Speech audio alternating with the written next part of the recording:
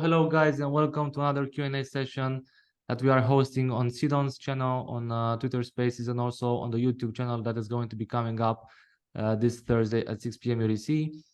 For today's session, we have Stuart with us. He's part of the business development team from GoCrypto, and we're also going to have him introduce himself and tell us a bit about their company before we actually jump into our topics for today's session. So Stuart, you have the mic. Super, thanks, Claudio, and yeah, thanks for inviting us to the podcast today. Yeah, as you said, my name's Stuart Currie. I'm part of the business development team at GoCrypto. Hopefully, a lot of your listeners are aware of what we do, but for any that don't know us, we specialize in crypto payments. So we're focusing on enabling merchants to accept crypto as a payment method, and certainly doing our bit to try and boost the adoption and the awareness of crypto amongst the sort of wider population. Sounds good. Sounds great. And you also have a great initiative that is going to be also addressed in our today's Q&A session in regard to Lugano's Plan B. But let's start first with the basics. And I just want to touch first the basis point on when was your first interaction with blockchain and cryptocurrencies, and how you actually have experienced your first crypto transfer, because I also have a nice story for that. Yeah, I think everyone does. I mean, my first interaction was actually a friend years ago telling me that you've got to buy Bitcoin, you've got to buy some Ethereum, Yeah. watch where it's going to go. So that was kind of the first interaction. I kind of, invested a little bit, seeing the value in it. Mm-hmm. And it was daunting. It was daunting trying to, set up a wallet, make a transaction, and I think I had a lot of sweaty palms and worried moments. But thankfully, touch wood, nothing untoward happened. When it comes to interactions with the blockchains, I think as most people have, my first interaction was through the more centralized exchanges. As an onboarding mechanism, as a way to maybe dip my toes into the space. And then, as my awareness and my knowledge grew, starting to, operate my own wallet, use different non-custodial wallets. And that first moment where I was ultimately afraid I'd done something wrong was that first Bitcoin transfer. I think doing transfers with I don't know, tokens like maybe an Algorand or something, which has quite a fast transaction time. That was, you press send and it very quickly comes back and confirms. With Bitcoin, it was 30 minutes, and I remember vividly after hitting send, my mother called me, in fact, and and she was asking what was wrong with me. I couldn't concentrate on the call. My mind was elsewhere. And for 30 minutes, I couldn't do anything else apart from just watch that screen. That's I also had the same experience. So the first time I made a crypto transfer in MetaMask, I think due to the stress conditions, I lost 3 years from my life. I think that I'm gonna have my life shorter with 3 years. Due to the first crypto transfer, because that was a very I think it was a very stressful and engaged experience as well, because I just wanted to see the transaction go on, then validate the address in the transaction as well. But I also have a friend that actually has bought Bitcoin. I think first it was in 2013, and there was in Bucharest in Romania, there was the first machine that you can actually buy Bitcoin by going in with cash or a debit card. And he also had noted on a small paper the address for the transaction, for the address to be sent, and he was hiding. He was just staying away so that nobody can actually see the hash for the wallet address, so he can actually input it and just try to put it into the machine and then just wait for the transaction. And of course, back then I think it took about a few hours to be transferred. And he got home and he kept refreshing the browser because he thought that maybe the wallet address has been put in wrong, or maybe something went wrong with the transfer itself. And he actually had no idea what is going on, because right now with the modern, let's say, blockchain stores, you actually see a lot of information. With custodial wallets, you actually have information from the centralized exchange, so that's more clear. But back then it was a very stressful condition for for anyone that I can imagine. space. Yeah. So having to manually input the address, I think that would have sent my my stress levels to a different stratosphere. That's right. Also, there was other stress to for theft, right? Because he was thinking that if someone was going to steal the address, he's going to actually have access to the fund itself. But that's of course nothing that anyone can actually worry about. But back then, this was the stressful conditions for that. So Well, about 2013, you said, right? Yeah, that was early on. So I think everyone was learning at that stage. Yeah, that's right. So since we're a matter of that, so we are practically 10 years into the industry right now. We have actually seen a lot of evolution into it. We have also faced a few cycles for the evolution of the market. And right now we're facing let's say the crypto winter, which people are actually calling it. And how do you actually see the Web3 expansion in the following years to come? I think the real answer would be I wish I knew. I think there's so many unknowns, and when it comes to some of the regulations which are coming into play, I think no one can say how that's going to impact the industry. What I can say and what I see on a daily basis is the propositions, the solutions keep on developing. So I think the space is increasing rapidly. The quality of the projects and their utility are rapidly gaining more momentum.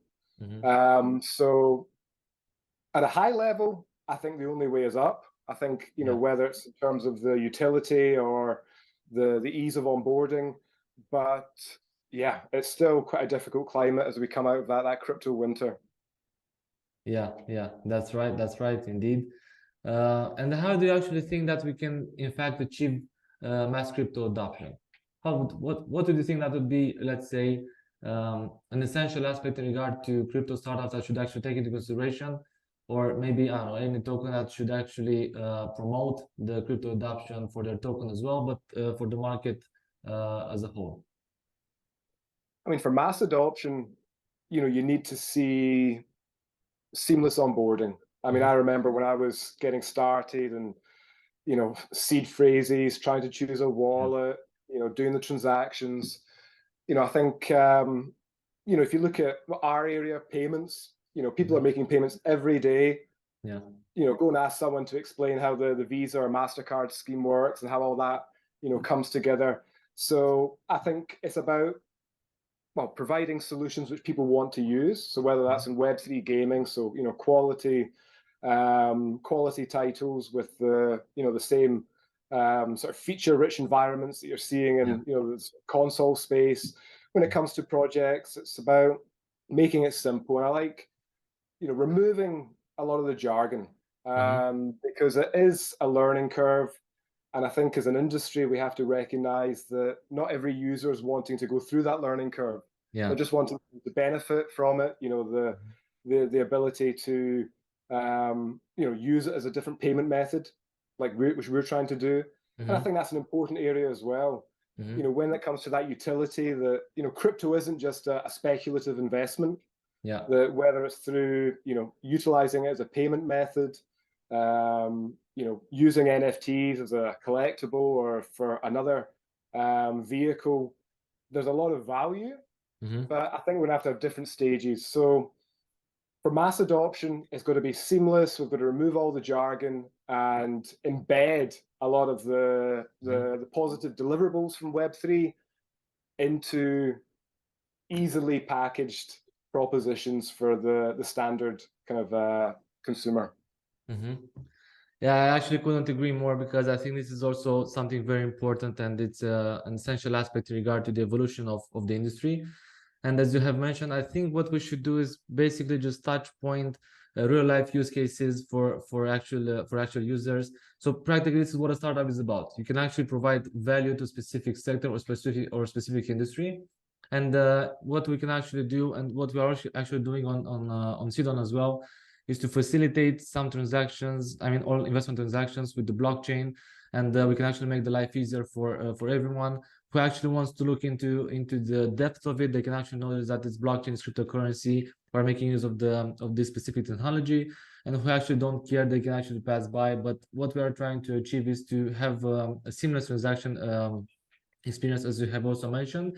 And if they're looking into it, they're going to see, right, so this is a crypto startup, right? So that's nice. So what are they doing? What they want to achieve, and what they actually want to facilitate. And what I also think is a very important thing to mention is the contrast between this. So as we have already mentioned in regard to the adoption, so that we can actually abstract. So we're going to actually abstract this implementation from the user and have everything behind the scenes. But we also have the contrast for some people actually looking for a decentralized approach, a non-custodial approach for the businesses.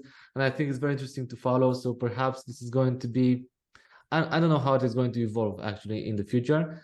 But what we're trying to do right now is, because we have, of course, the custodial wallet implemented for the investments, we're looking actually to have some sort of possibility for users to opt for a non-custodial wallet, so they can actually manage it themselves. But who doesn't want the headache for that, they can actually still go with custodial wallet and have everything, let's say, cooked in-house for our solution.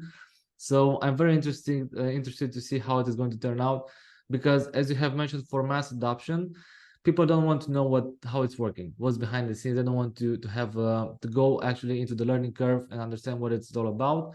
They just want to make use of the platform, facilitate from the convenience of payments and transactions, and that's it. So maybe we're going to see some sort of like two parallels, or maybe two groups of people that are going to be making use of that. So it's very interesting to actually follow and see how it is going to turn out.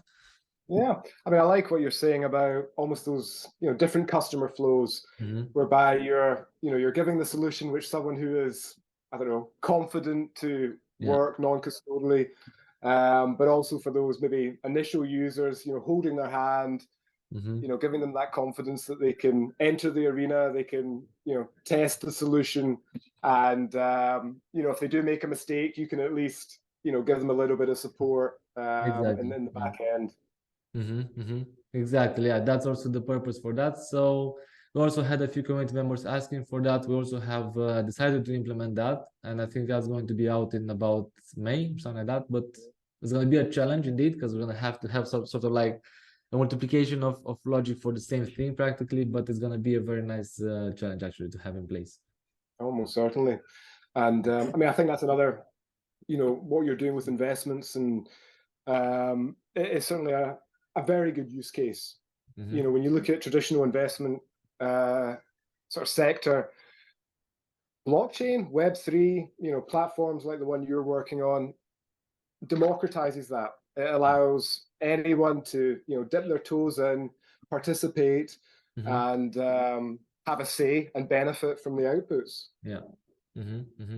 Yeah, that's right. That's right indeed. And yeah, we're actually going to have to see how it is going to turn out, and how we can actually make so all of us contribute to the same movement, and that is mass crypto adoption. And I just want to move forward to what is Lugano's Plan B, and how is this going to actually help achieve this? Well, Lugano's Plan B is a wonderful project that the city of Lugano, which is in Switzerland, have adopted. They are, I think, very forward-thinking, recognizing the impact that Web3 and blockchain are going to have, across a multitude of different areas. And, they've really set their stall out to try and become a blockchain hub. So, making Lugano a Web3 city. So, the work they're doing in terms of trying to encourage businesses to incorporate within the region, providing educational courses at the universities there, and then of course our participation in kind of bringing it to the general population with a payments option with crypto. So we've implemented crypto payments across the city. I think I'm not too sure what the actual number is now, but somewhere between about almost 200 merchants, I would guess. And I was actually in Lugano back in October. They had a big event to kind of kick it off and bring all the stakeholders together. And what was amazingly positive for me as part of that kind of 2-day event was seeing how interested people who you wouldn't normally associate with Web3 and blockchain were, you know, they've seen the work that the city had done to kind of raise awareness, to promote it.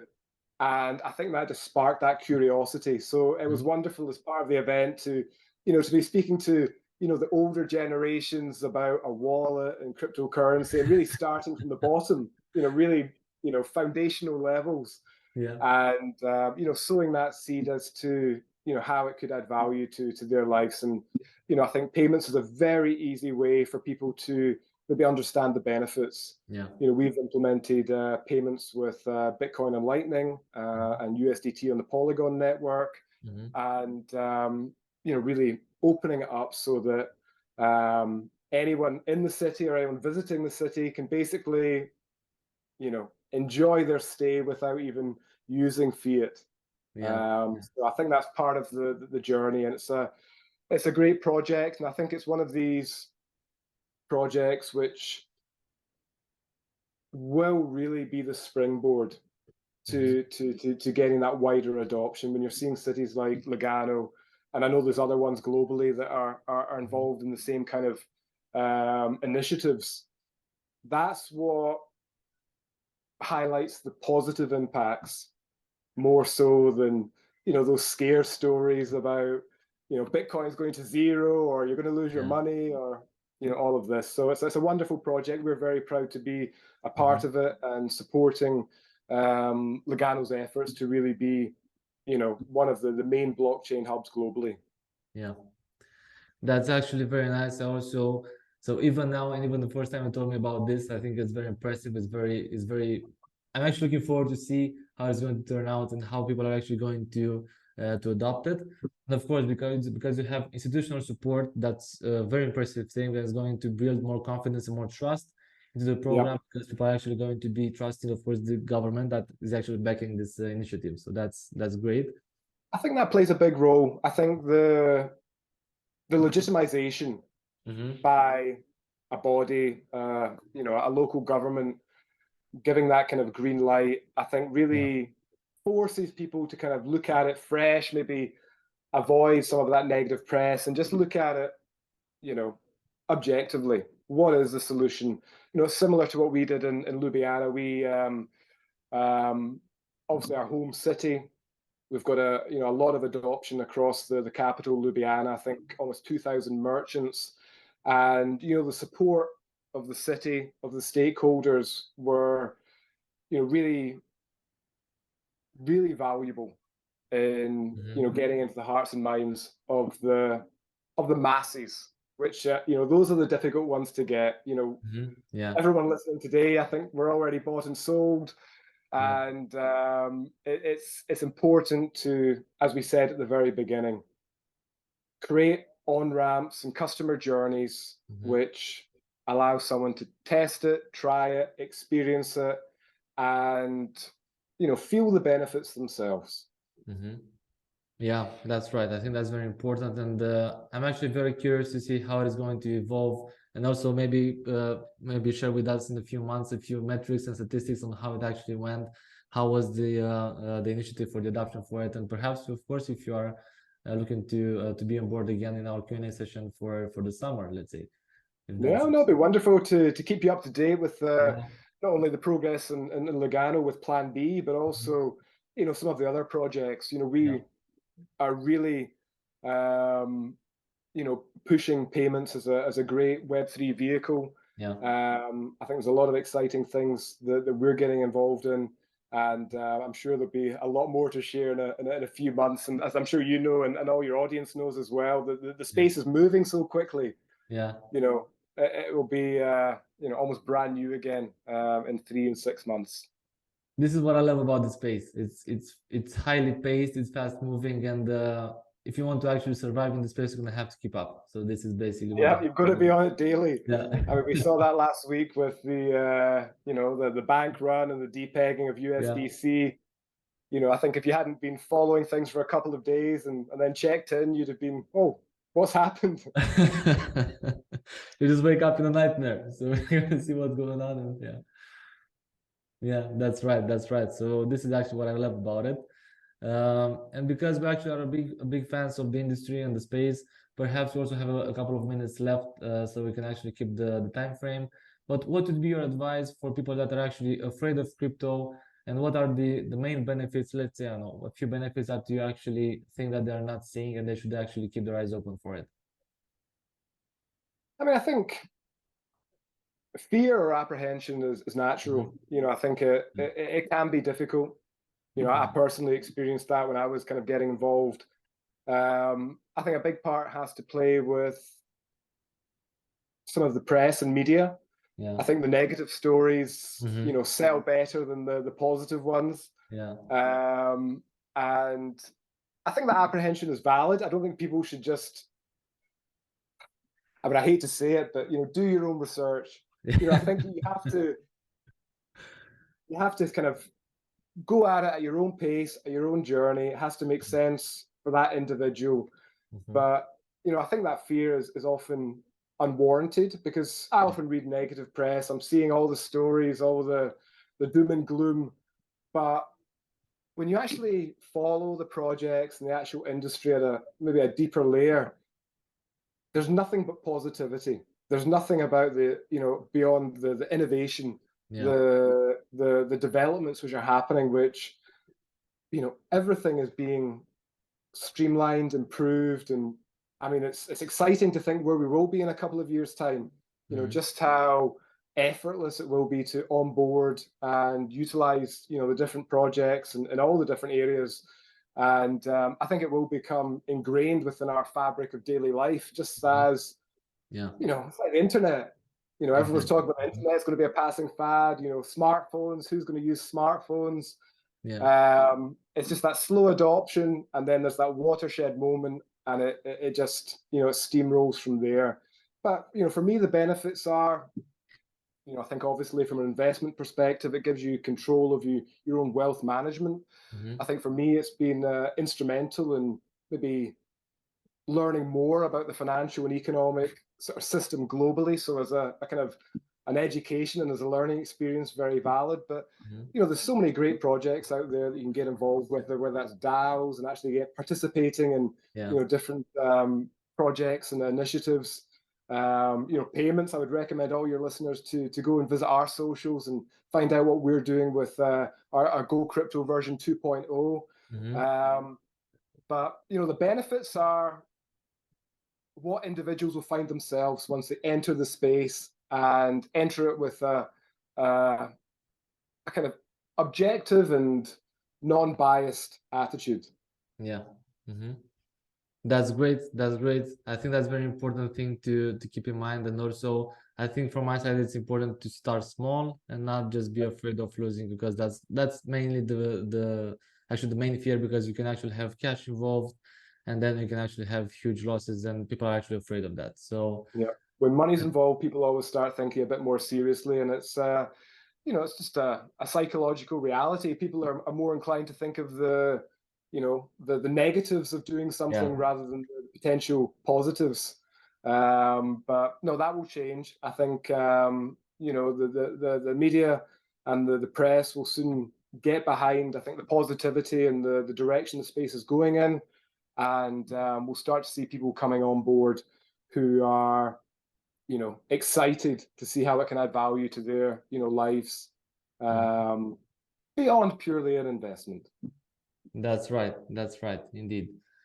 Right. So as the final word that we also had in our discussion with Stuart, first we just want to thank him and GoCrypto's team for their time and for taking their time to participate in our Q&A session and provide us this useful information. I actually think that the Plan B in Lugano is a very, very good initiative. I think that this is going to be another brick in the foundation for the crypto industry that is going to help us move forward for a mass adoption and for greater understanding, in fact, because this is what is actually bringing trust, as we have also discussed, for the crypto support, that the fact that the institutional involvement is part of an initiative that businesses like GoCrypto are actually doing in the space. So we just want to also thank Stuart for his time and for his great information and for his great knowledge in regard to their workings. No, thank you, Claudio. It's been a pleasure joining you today, and you know, really great what you're doing. You know, certainly trying to, you know, raise the awareness, highlight different projects. You know, I think it's people and platforms like yours that you know, will really get into the hearts and minds of those masses, and also introduce new projects to natives who, you know, maybe are looking for something new. And yeah, excited to see maybe some of your listeners come across and look at what we're doing. And I would say as well, you know, anyone who's in Lugano, Ljubljana, you know, try out a crypto payment, and you know, do share your feedback through our socials. Yeah, I'd love to hear your experiences. That's great. That's great. Yeah. I also, this is what I think is very important to have. Sorry for that. It's very important to have to actually spread knowledge, spread information, spread communities. Because I'm actually not afraid of having our community stolen, because this is something that people might actually be worried about. I think it's very important to spread out the word and actually promote useful projects that actually have a real life use case. So guys, thank you for your time. Make sure to check GoCrypto social accounts on Twitter, Facebook and Telegram. Also make sure to write your comments below in our YouTube section. So if you have any comments or suggestions for our next Q&A sessions, please let us know. So thank you guys for listening, and in the future for watching, and thank you, Stuart, for your time. No, my pleasure, and thanks everyone for listening. Great. Thank you guys. Have a great day ahead. Bye bye.